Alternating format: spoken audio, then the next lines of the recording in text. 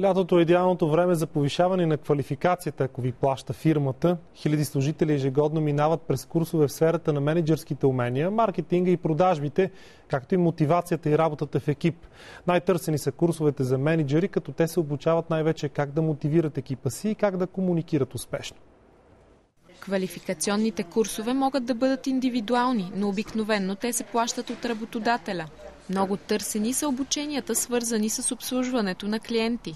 Там се включват умения за продажби, умения за преговори, как да се намират клиенти, как да се управляват търговски канали.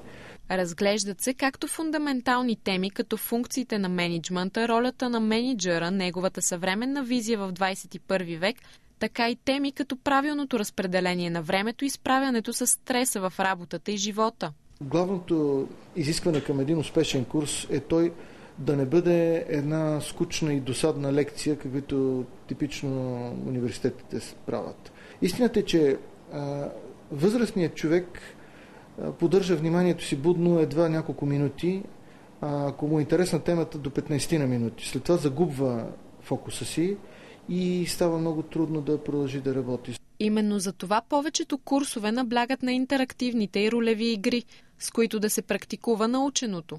Хората са поставени в ситуация, където те разиграват нещо, което е естествено за тяхната трудова дейност.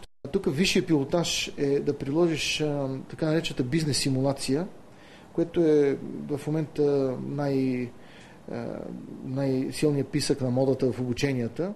В България курсовете за придобиване или повишаване на квалификацията са двудневни, като включват по 8 учебни часа.